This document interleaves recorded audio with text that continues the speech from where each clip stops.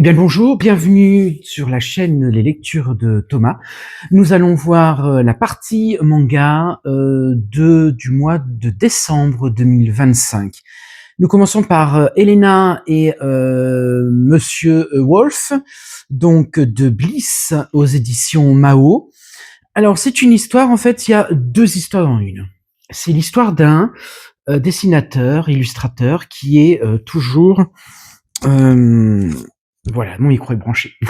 Qui est toujours avec un masque de loup et qui va faire ses dédicaces dans les librairies, etc.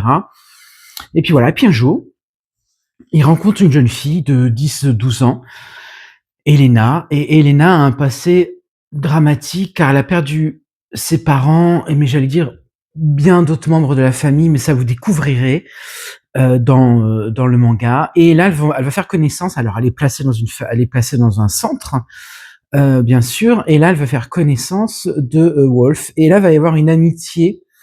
Et on va savoir au fur et à mesure pourquoi il a toujours ce masque devant la figure. C'est une histoire qui raconte le deuil, qui raconte la sensibilité de chacun, et qui raconte aussi deux vies un peu perdues qui se retrouvent face à face, mais pour améliorer leur vie. Et c'est vraiment un manga très sympa. Voilà, et c'est en 2 tomes. Et donc c'est aux éditions Mao. C'est Hélène et Mr. Wolf. Deuxième manga, donc Classe de l'aviation. Donc ça, c'est que je reprenne mes notes, Seiko Takiwaya. Donc il y a, en fait, j'allais dire 3 parties dans le manga. Donc c'est un seul tome. Et donc vous avez vous êtes situé sur une île proche, donc dans le Pacifique, proche du Japon. Et donc on va croiser déjà les kamikazes. Donc on est en 1945. Hein, et on va croiser les kamikazes. Donc on nous décrit à la fois les moyens mis en place par le Japon, et puis la psychologie du kamikaze. Pourquoi il va se cracher sur les autres avions, notamment américains. Et là, il y a le chef de la patrouille, et ce chef de la patrouille, son supérieur le convoque en disant: mais toi tu tombes jamais, quoi, tu vas pas t'exploser sur les autres avions, tous tes camarades, etc. Il dit: oui, mais moi je vaux mieux et je veux rentrer dans une autre compagnie, la compagnie d'aviation avec les bombes, etc., qui vont canarder soit sur les portes d'avion, ou alors sur les bateaux, ou soit directement sur les autres avions.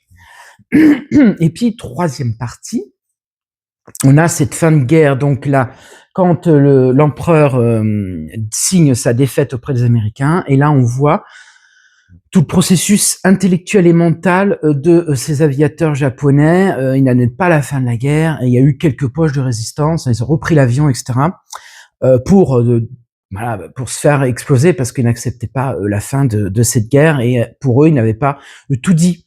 Donc voilà, donc c'est l'As de l'aviation, c'est de Seiko Takiwaya, et c'est aux éditions Paquet. Regardez bien parce que les images sont sympas, voilà, surtout les avions, ils sont bien dessinés, on voit toute la structure des avions, et aussi dans le ciel, au niveau des combats, c'est drôlement bien dessiné. Franchement, il n'y a pas de souci. Troisième manga, donc c'est Les Fauves des Nuées de Michael Shaw, et c'est aux éditions Mao. Alors Michael Shaw nous décrit un conte à travers donc dans une jungle où il y a cette espèce de bestiole qu'on appelle la panthère, panthère nébuleuse.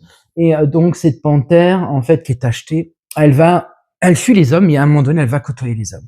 Alors les hommes les tuent, bien sûr, et là il va y avoir un peu la résistance de certaines populations, notamment une jeune fille qui va protéger cette grande panthère, mais cette panthère va mourir, et la panthère, en fait, va suivre cette fille en tant que fantôme. Et cette fille, qui va après aller dans une grande ville pour pouvoir étudier, pour pouvoir travailler au sein d'un musée, va toujours avoir cette panthère de l'invisible, j'allais dire, auprès d'elle, et qui va pouvoir la protéger toute sa vie. C'est poétique, c'est un conte, et c'est vraiment très très bien dessiné. On voit des plans notamment de panthères quand ils sont en groupe avec leur mère. C'est tout mimi, j'allais dire, ces côtés dessin là.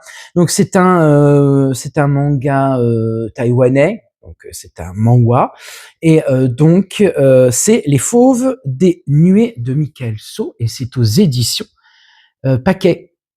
Ensuite, 4e manga, Les cerisiers fleurissent malgré tout, de Keiko Ishiguchi, et c'est chez Kana. Alors, là, on a une histoire poétique. Vous allez voir les arbres, les feuilles qui tombent, etc. Et vous avez un couple, et notamment cette femme qui voulait aller voir. En fait, elle habite en Europe et elle est mariée avec un Japonais, et donc elle voulait repartir vers son pays. Et là, patatras, au moment de regarder, on l'appelle, on dit regarde la télé. Donc elle est en Europe, hein, regarde la télé, et là, pouf, il y a ce fameux tsunami du 11 mars 2011, si c'est bon, hein, sinon je vous mettrai la date.